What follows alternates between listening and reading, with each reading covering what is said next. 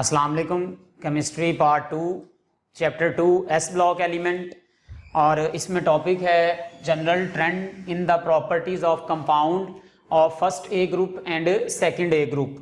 अच्छा, ये टॉपिक जो इससे पहले टॉपिक है उसके हवाले से इम्पॉर्टेंट है। वो तो हमने जनरल से ट्रेंड पढ़े थे जो कि ज़्यादातर शॉर्ट में पूछे जा सकते हैं, जिसमें मैंने कहा था डायगोनल रिलेशनशिप देख लें। ये वाला जो टॉपिक होगा इसमें हम कंपाउंड्स का ट्रेंड पढ़ेंगे, और ट्रेंड हम देखा करते हैं ग्रुप में और पीरियड में, तो इसलिए ये ट्रेंड वाला जो टॉपिक है ये शॉर्ट के हवाले से अलहदा से इम्पॉर्टेंट और इसके साथ साथ लॉन्ग क्वेश्चन में इम्पॉर्टेंट है कि हम कंपाउंड्स यहाँ 4-5 टाइप के पढ़ेंगे, उनमें से कोई से 2 या 3 के ऊपर नोट आ जाएगा कि आप इसका जो ट्रेंड है वो डिस्कस करें कंपाउंड का। तो सबसे पहले जो हम लोग स्टार्ट करते हैं इसमें कंपाउंड वो है ऑक्साइड। हम इसमें आगे पढ़ेंगे hydro oxide, carbonate, nitrate, sulphate, किन के, फर्स्ट ए ग्रुप के और सेकंड ए ग्रुप के। तो उनका ट्रेंड क्या देखना होगा कि अगर फर्स्ट ए ग्रुप के हम डाउन पे चलें और सेकंड ए ग्रुप में भी हम down top to bottom move करें, तो अगर हम इनका ऑक्साइड डिस्कस कर रहे हैं तो आप उनका ट्रेंड बताएं। ट्रेंड किस चीज़ का होगा? यहाँ पर 2 चीज़ों का। एक हम उसमें उसकी डिफाइन करेंगे सॉल्युबिलिटी, और नंबर 2 उसकी हम लोगों ने डिफाइन करनी है थर्मल स्टेबिलिटी, या थर्मल स्टेबिलिटी को हम यहाँ लिख लेते हैं डीकम्पोजिशन। ठीक है, तो हमने कंपाउंड की 2 प्रॉपर्टीज 2 चीज़ों का ट्रेंड यहाँ दिखाना है। एक उनकी थर्मल स्टेबिलिटी या डीकम्पोजिशन का। थर्मल स्टेबिलिटी मीन कि कंपाउंड थर्मली इस टेम्परेचर पर स्टेबल है या नहीं। अगर ना स्टेबल हो तो जाहिर है वो डीकम्पोज हो जाता है, तो इसलिए हम उसको डीकम्पोजिशन से डिफाइन कर रहे हैं। तो नंबर 1 उसकी सॉल्युबिलिटी, कि हम इन कंपाउंड्स की वाटर में जो है सॉल्युबिलिटी चेक करेंगे। अच्छा, उससे पहले हम ज़रा सॉल्युबिलिटी का रूल देख लें कि सॉल्युबिलिटी किस चीज़ पर डिपेंड करती है कंपाउंड्स की। हमें पता है फर्स्ट ए ग्रुप और सेकंड ए ग्रुप के जो मेंबर हैं, अगर हम उनके कंपाउंड में बॉन्डिंग की नेचर देखें तो वो आयनिक नेचर होती है, जिसमें हम लिथियम को नहीं इंक्लूड करते और सेकंड ग्रुप में बेरिलियम और मैग्नीशियम को नहीं इंक्लूड करते, कि उनकी जो बॉन्डिंग की आयनिक नेचर है वो कम होती है, उसमें कोवेलेंट नेचर होती है ज़्यादा, क्योंकि साइज स्मॉल होता है। और ये हम टॉपिक रिलेट कर चुके हैं पोलराइजेशन पावर से। तो बाकी जो मेंबर हैं फर्स्ट ए ग्रुप के लिथियम के अलावा और सेकंड ए ग्रुप मेंबर में बेरिलियम और मैग्नीशियम के अलावा, उनमें हमने देखा हुआ है आयनिक नेचर ज़्यादा होती है।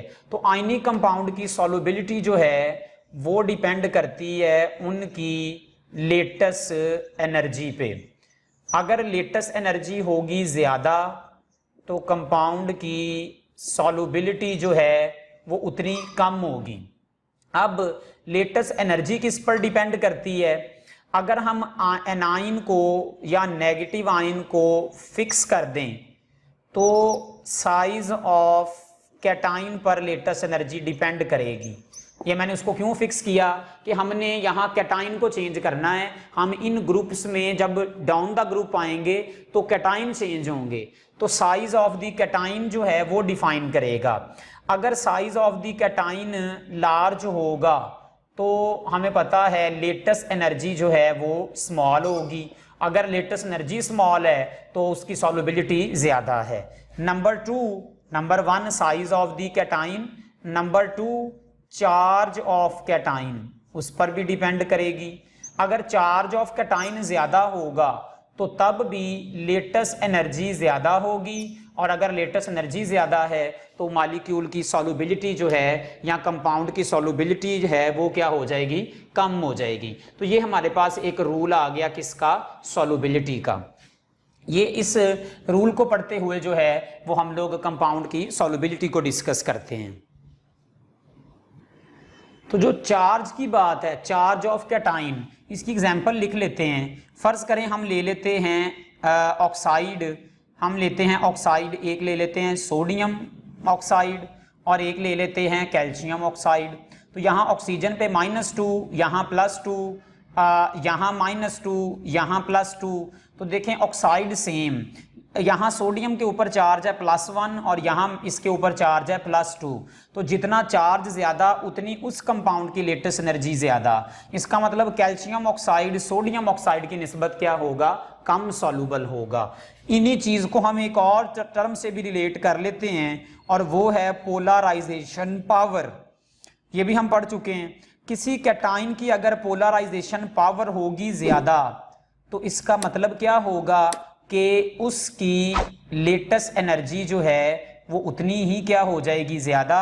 और अगर लेटेस्ट एनर्जी बढ़ जाए तो एक तो सॉल्युबिलिटी कम होगी और यहाँ एक और चीज़ हम नोट करेंगे कि सॉल्युबिलिटी कम होने के साथ साथ उतना वो कंपाउंड थर्मली स्टेबल होगा। ठीक है, या हम लिख देते हैं कि उसकी डीकंपोजिशन जो है वो लेस हो जाएगी, वो उस फॉर्म में जहां ज्यादा पोलराइज करेगा उस फॉर्म में वो ज्यादा स्टेबल हो जाएगा। तो ये हमने 2-3 चीजें जो हैं इसको डिस्कस करना है। देखें, मैंने ये जो चीज समझाई कि अगर पोलराइजेशन पावर ज्यादा, तो पोलराइजेशन पावर का मतलब क्या हुआ, लेटेस्ट एनर्जी ज्यादा, और दूसरे लफ्जों में उसकी उतनी डीकंपोजिशन जो है वो क्या हो जाएगी, कम हो जाएगी। मतलब वो उस फॉर्म में ज्यादा क्या हो जाएगा, स्टेबल हो जाएगा। इसकी हम एग्जांपल जरा कर लें। जैसा कि हम इधर ही देखें कि इसकी लेटेस्ट एनर्जी कम है, इसकी लेटेस्ट एनर्जी क्या है, ज़्यादा है। तो इसका मतलब है कि ये कंपाउंड थर्मली भी क्या होगा, ज़्यादा स्टेबल होगा, ज़्यादा इसकी क्या आती चली जाएगी, स्टेबिलिटी आती चली जाएगी, कि इसमें इसको ज़्यादा इजीली ये क्या कर लेगा, पोलराइज करेगा। इसकी एग्जांपल ज़रा आप यहाँ से समझें कि अगर हम लें कार्बोनेट, कैल्शियम कार्बोनेट, और एक मैं ले लूँ calcium oxide.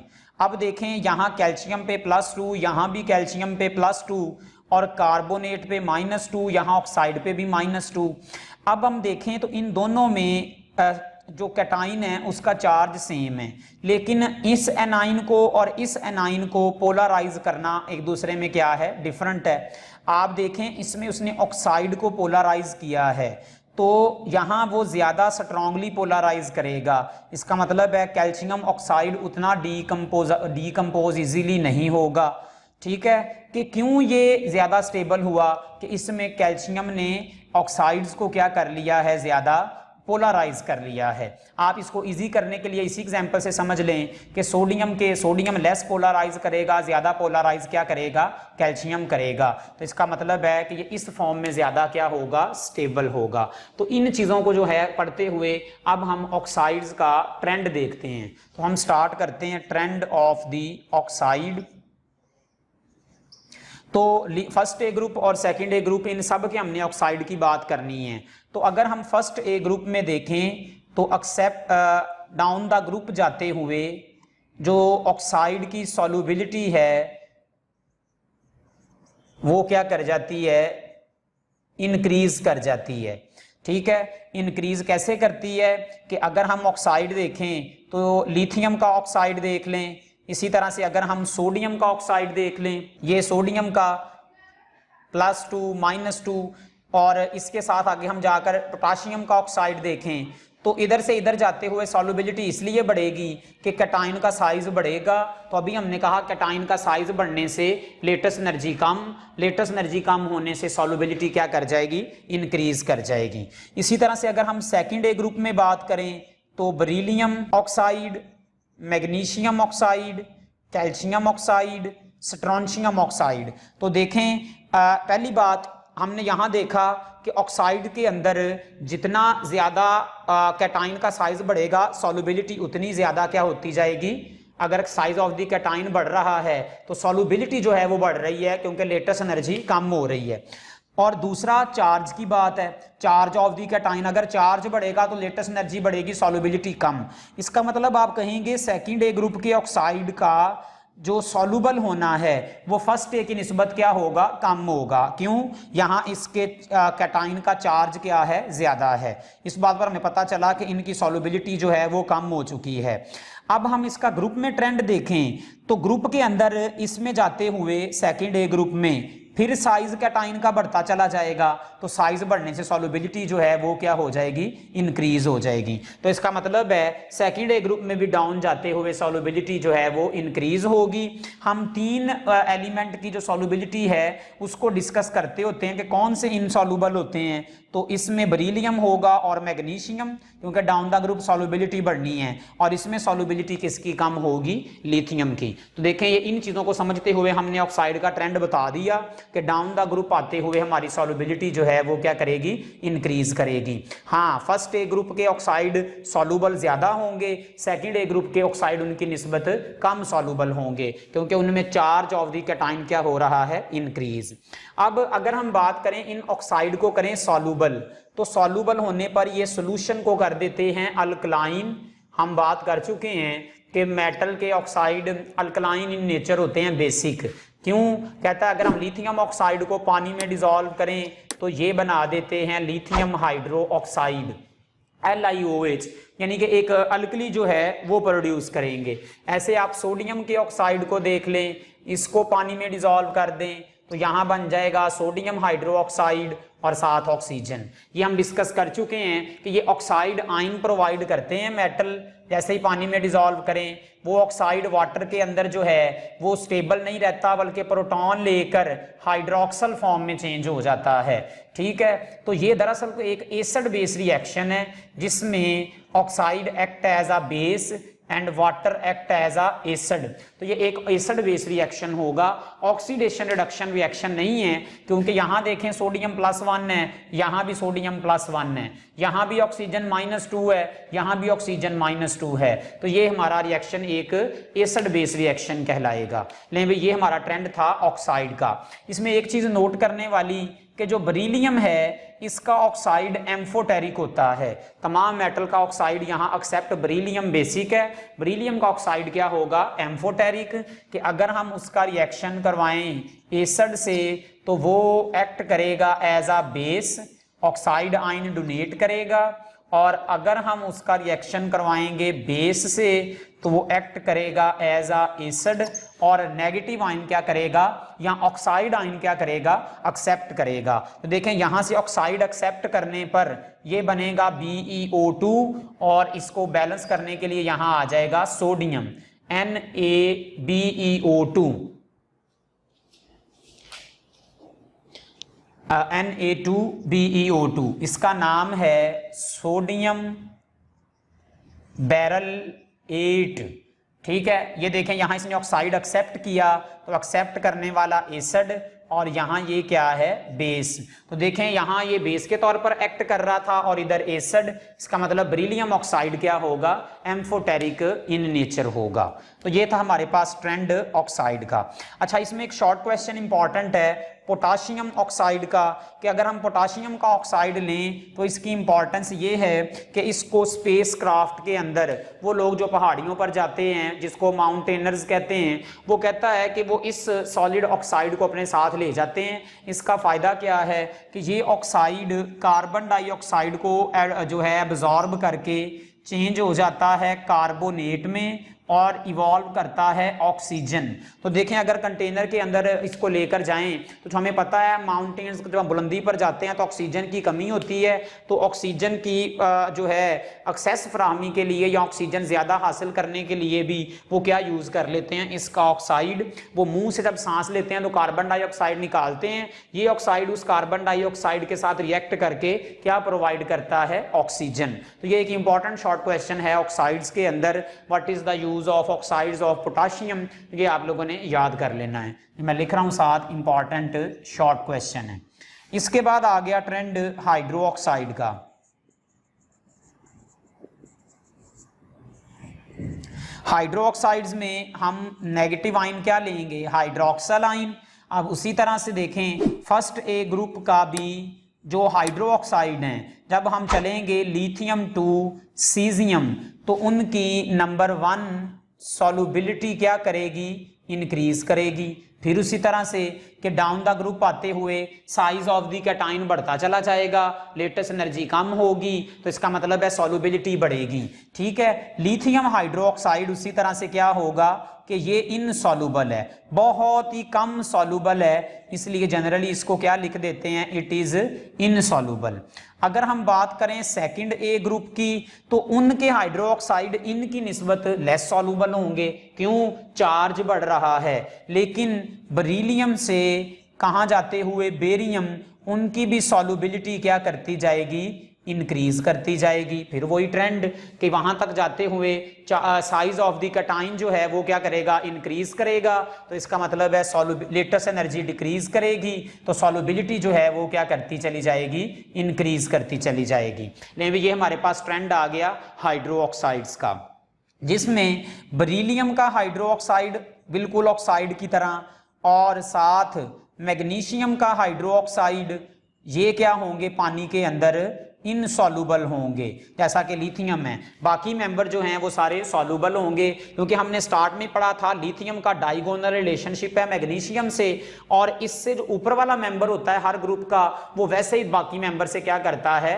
Different behaviour show करता है। तो इसका इतना स्मॉल साइज है कि इसकी लेटेस्ट एनर्जी बहुत ज्यादा है बाकी सब से, इसलिए ये तो इनसॉल्युबल हो गया। तो इसकी इससे रिजेंबलेंस है कि इन दोनों का साइज कंपेरेबल है, तो अगर ये भी इनसॉल्युबल है तो यहां भी इनसॉल्युबल है, तो बाकी जो मेंबर हैं उनके अंदर सॉल्युबिलिटी क्या करेगी, इंक्रीज करती चली जाएगी। अच्छा, इसके अंदर हमने ऑक्साइड के अंदर तो हमने ट्रेंड नहीं देखा हीट का, मैंने वैसे स्टार्ट में बता दिया था कि डीकंपोजिशन में कौन स्टेबल होगा कौन नहीं, लेकिन हम हाइड्रोक्साइड में हीट का इफेक्ट भी पढ़ेंगे। तो अगर हम हाइड्रोक्साइड्स के अंदर देखें हीट का इफेक्ट,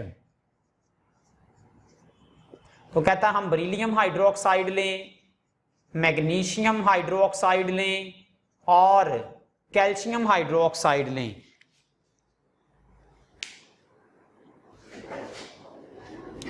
और इनको जो है वो हीट करें, तो कहता हम इसको हीट करें तो ये चेंज हो जाता है मैग्नीशियम ऑक्साइड में, साथ इवॉल्व होगा वाटर, ये चेंज हो जाएगा कैल्शियम ऑक्साइड में, साथ इसमें से एवोल्यूशन हो जाएगी H2O की। या हम लिथियम ऑक्साइड ले लें, क्योंकि वो भी इनसॉल्युबल है, तो ये चेंज होगा Li2O प्लस यहां पर भी क्या बनेगा, अगर हम 2 ले लें Li2O, साथ बनेगा वाटर। अब देखें जो डीकंपोजिशन का इफेक्ट है वो देखा जाता है कि अगर हम किसी कंपाउंड को हीट करें तो आगे क्या बनेगा, अगर आगे बनने वाला प्रोडक्ट ऐसा हो कि जिसकी लेटेस्ट एनर्जी बहुत ज्यादा है, ठीक है, रिएक्टेंट की निस्बत, तो एक तो पहली बात वो इजीली डीकंपोज हो जाते हैं। ठीक है, हाइड्रोक्साइड की निस्बत ऑक्साइड की लेटेस्ट एनर्जी ज्यादा है, तो इसका मतलब होगा कि वो हाइड्रोक्साइड बाय हीटिंग किसमें चेंज हो जाएंगे, ऑक्साइड के अंदर। अब नंबर 2 कि इन कौन इजीली डीकंपोज होगा और कौन इजीली डीकंपोज नहीं होगा। देखें, इजीली डीकंपोज वो होता चला जाएगा जिसकी लेटेस्ट एनर्जी जो है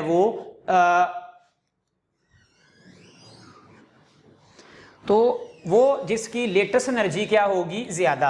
हमने ऑक्साइड में देखा इसकी लेटेस्ट एनर्जी ज्यादा, इसका मतलब हाइड्रोक्साइड इजीली कन्वर्ट हो गया।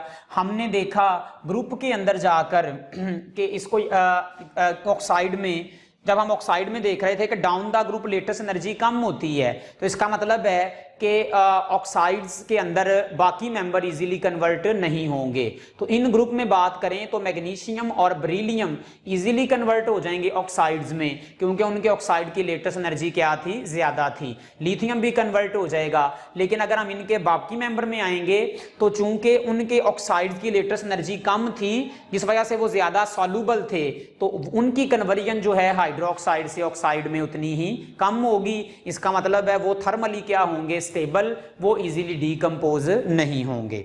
अच्छा, यहां भी एक शॉर्ट क्वेश्चन जो है वो इंपॉर्टेंट, और वो क्या कि मैग्नीशियम का हाइड्रोक्साइड और साथ साथ कैल्शियम का हाइड्रोक्साइड, इसका इंपॉर्टेंट यूज है।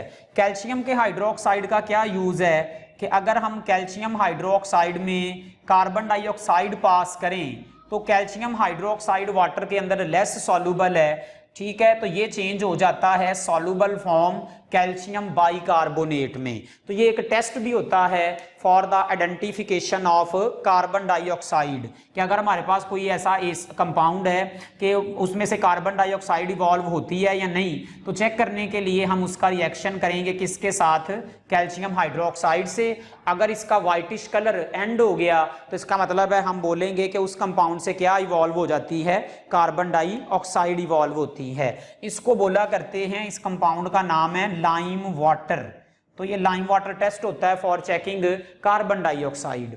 इसी तरह से मैग्नीशियम हाइड्रोक्साइड का जो है वो भी टेस्ट, इसको यूज किया जाता है स्टमक के अंदर एसिडिटी कम करने के लिए। बहुत ही कम सॉल्युबल हैं ये वाली बेसिस, लेस सॉल्युबल होने की वजह से अगर हम इनको फर्ज करें डिसॉल्व करें पानी में, तो हम लिखेंगे कि रिवर्सिबली ये लिखी जाएंगी, बहुत ही कम क्या होंगी, सॉल्युबल होंगी। तो देखें अगर मैग्नीशियम हाइड्रोक्साइड को यूज किया जाएगा कम करने के लिए एसिडिटी, तो क्या होगा, जब हम खुराक खाते हैं या हमने ये टैबलेट ली तो वो पेट के अंदर जो एसिड की कंसंट्रेशन ज्यादा होगी, ये बेस की कंसंट्रेशन उसको न्यूट्रलाइज कर देगी।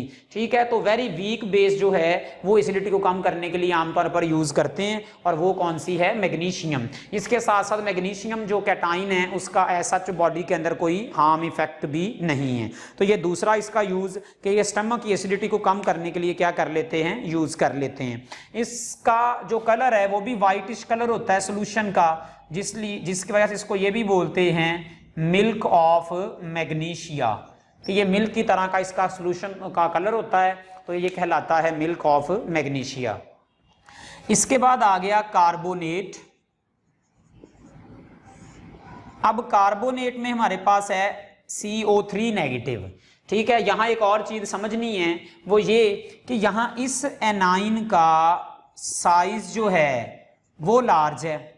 ठीक है, दूसरा इस पर चार्ज जो है वो -2 है, तो इनकी सॉल्युबिलिटी जो है वो यहाँ बाकियों की निस्बत थोड़ा सा डिफरेंट इफेक्ट में आ जाएगी। हम कार्बोनेट के साथ साथ यहाँ डिस्कस कर लेते हैं सल्फेट भी। सल्फेट क्या होगा, SO4-2, ये सल्फेट होगा। अच्छा, अल्कली मेटल के जितने भी कंपाउंड हैं सिवाय लिथियम के, वो सारे के सारे हम देख रहे हैं सॉल्युबल हैं। डिफरेंस कहां पर आता है, जाकर सिर्फ और सिर्फ सेकंड ए ग्रुप में। तो अगर हम इनके कार्बोनेट की बात करें तो lithium carbonate, sodium carbonate, calcium carbonate, ये सारे, और इधर से अगर हम बात करें तो बेरिलियम कार्बोनेट है, मैग्नीशियम कार्बोनेट है, ये इनके कार्बोनेट हैं। अब इनमें क्या होगा, यहां से इधर आए तो डाउन द ग्रुप फिर देखें, साइज ऑफ द कैटाइन जो है वो इंक्रीज करता चला जाएगा। Size of the cation increase करने से सॉल्युबिलिटी जो है वो क्या करेगी, इंक्रीज करेगी। ठीक है, ये इनके अंदर ट्रेंड आ गया। तो लिथियम कार्बोनेट उसी तरह से इनसॉल्युबल होगा, बाकी सारे कार्बोनेट जो हैं वो सॉल्युबल होंगे। लेकिन यहां इनके अंदर थोड़ा सा डिफरेंस आ जाएगा, वो क्या कि इनमें डाउन द ग्रुप आते हुए सॉल्युबिलिटी कम होती चली जाएगी। बिल्कुल सेम सल्फेट में भी, कि सल्फेट में भी फर्स्ट ए ग्रुप के तमाम सल्फेट सॉल्युबल हैं। सेकंड ए के अंदर बात करें तो डाउन द ग्रुप जाते हुए जैसा कि बेरियम सल्फेट, स्ट्रोंशियम सल्फेट, तो ये भी क्या हो जाएंगे, इनसॉल्युबल। यहां सेकंड ए ग्रुप में सल्फेट की सॉल्युबिलिटी भी डाउन द ग्रुप डिक्रीज करेगी। इन दोनों में क्या आइडिया आएगा, इनमें देखें मैंने कहा लेटेस्ट एनर्जी, एक तो हमने यहां डिफाइन कर लिया इन चीजों को। एक और चीज पर लेटेस्ट एनर्जी डिपेंड करती है, और वो ये कि एनाइन का जो साइज है जितना वो कंपेयरेबल होगा, कंपेयरेबल मीन इक्वल होगा कैटाइन के साइज के, ठीक है, उतनी उसकी लेटेस्ट एनर्जी जो है वो भी ज्यादा होती है। ये भी एक हमने ट्रेंड देखना है। मतलब दो स्मॉल साइज हैं, एक ये कैटाइन है एक ये एनाइन है, तो इसकी लेटेस्ट एनर्जी ज्यादा होगी। ठीक है, अगर ऐसा हो ये एनाइन है ये कैटाइन है तो लेटेस्ट एनर्जी कम हो गई। इसकी कब लेटेस्ट बढ़ेगी, अगर कैटाइन ये है और एनाइन भी ये हो। अब इसमें ये ट्रेंड देखना है, ये दोनों के दोनों एनाइन लार्जर साइज हैं, तो इसका मतलब कि इनकी लेटेस्ट एनर्जी जो है वो तब बढ़ेगी जब साइज ऑफ द कैटाइन क्या करेगा, इंक्रीज करेगा। तो अब आप बात कहेंगे कि फिर इधर क्यों कम हो गई, इधर हम इसलिए कह रहे हैं कि आपस में चार्ज कंपेरेबल नहीं है। लेटेस्ट एनर्जी कहाँ ज्यादा होती है? एक तो हमने पीछे बात की कि चार्ज आपस में कंपेरेबल हो, दूसरा उनका साइज कंपेरेबल हो। तो यहां चार्ज कंपेरेबल नहीं था, इनका चार्ज उनके कंपेरेबल है। +2 -2 को ज्यादा अट्रैक्ट करेगा, तो +2 वालों की -2 वालों से लेटेस्ट एनर्जी जो है वो ज्यादा होनी चाहिए। ठीक है, तो इसी वजह से, और इसमें फिर डाउन द ग्रुप क्यों डिक्रीज कर गई सॉल्युबिलिटी कि इनमें एनाइन का साइज लार्ज होने से कैटाइन का साइज भी क्या हो रहा है? लार्ज। तो जिस कैटाइन का साइज लार्ज होगा, चूंकि एनाइन के कंपेरेबल होगा, तो वो किन में है? कार्बोनेट में और सल्फेट में। तो इसलिए कार्बोनेट और सल्फेट सेकंड ए ग्रुप के डाउन द ग्रुप जाते हुए क्या होते जाएंगे? इनसॉल्युबल होते जाएंगे। ये बच्चे थोड़ा सा आइडिया ऑक्साइड और हाइड्रोक्साइड से जो है ना वो डिफरेंट था, क्योंकि उनके अंदर एनाइन का साइज लार्ज नहीं था, इसलिए उनके अंदर ये वाली बात नहीं थी। तो इनमें सेकंड ए ग्रुप में आकर ये दोनों यहां से क्या हो जाएंगे? डिफरेंट हो जाएंगे। ये जो आइडिया है ये इंपॉर्टेंट है। तो देखें, अगर इनमें सॉल्युबिलिटी डाउन द ग्रुप जो है वो डिक्रीज हो रही है क्योंकि लेटेस्ट एनर्जी बढ़ रही है, तो जिसकी लेटेस्ट एनर्जी ज्यादा होती है, हमने कहा कि वो उतना डीकंपोज इजीली नहीं होते।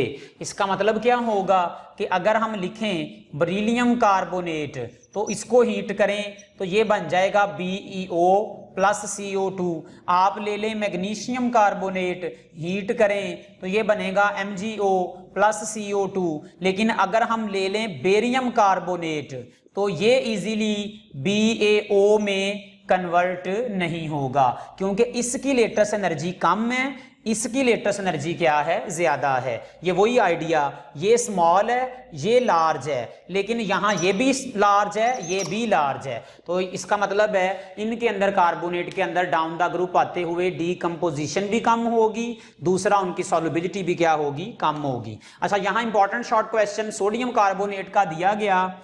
सोडियम कार्बोनेट को अगर हम पानी में डिसॉल्व करते हैं, अगर हम सोडियम कार्बोनेट देखें तो इसमें 10 वाटर मॉलिक्यूल मौजूद होते हैं as a water of hydration, जिसको हम वाटर ऑफ क्रिस्टलाइजेशन भी कहते हैं। ठीक है, वो कहता है और जब इसके साथ 10 वाटर मॉलिक्यूल अटैच हों तो इसको बोला करते हैं वॉशिंग सोडा, जिसकी वजह से इसको वॉशिंग पर्पस के लिए डिटर्जेंट वगैरह के अंदर भी ऐड करते हैं। 35.2 डिग्री सेल्सियस इसका ट्रांजिशन टेम्परेचर है। अगर इसको इस पर इतने टेम्परेचर पर ले आए तो इसके वाटर मॉलिक्यूल हीट करने से रिमूव होते चले जाते हैं और ये कन्वर्ट होता है sodium carbonate dot 1 water molecule. ठीक है, और इसको बोला करते हैं सोडा ऐश। सोडियम कार्बोनेट को ड्राइंग पाउडर होता है, ये भी, ये सोडा ऐश कहलाता है। यहाँ इंपॉर्टेंट शॉर्ट क्वेश्चन ये है कि अगर हम सोडियम कार्बोनेट को पानी में ऐड कर देते हैं तो इसका कार्बोनेट भी पानी में डिसॉल्व होने पर क्या प्रोवाइड करता है? अल्कली, और साथ एवोल्यूशन होती है कार्बन डाइऑक्साइड की। ठीक है, तो अगर हम बात करें, या ये कार्बन डाइऑक्साइड वाटर में मिलकर किसमें चेंज हो जाती है? कार्बोनिक एसिड में। Carbonic acid is a weak acid and sodium hydroxide is a weak base. तो जो चीज एसिड या बेस स्ट्रॉन्ग हो, सॉल्यूशन की पीएच उस पर डिपेंड करती है। तो वो यहाँ कहता है कि the aqueous solution of sodium carbonate is alkaline in nature. तो why when we dissolve sodium carbonate in water it give a strong base which is alkali, so we say that the solution of sodium carbonate is alkaline in nature. तो ये था बच्चे हमारा topic. इसमें ये 2 से 4 जो शॉर्ट क्वेश्चन मैंने बताए ये आप लोगों ने याद करने हैं और इनका ट्रेंड जो है वो याद करना है, जिसमें इंपॉर्टेंट जो ट्रेंड है वो ऑक्साइड, कार्बोनेट और हाइड्रोक्साइड का, तीनों जरूरी तौर पर याद करने हैं। जिसमें ऑक्साइड और हाइड्रोक्साइड का सेम है, कार्बोनेट का उलट जाता है, कार्बोनेट का सल्फेट के साथ सेम है। तो ये लॉन्ग क्वेश्चन में भी आते हैं और इसके साथ साथ शॉर्ट क्वेश्चन में भी इंपॉर्टेंट है। तो एंड पे बच्चे उसी तरह से कि आपने वीडियो को देखकर जो है वो कमेंट जरूर करना है। अल्लाह हाफिज।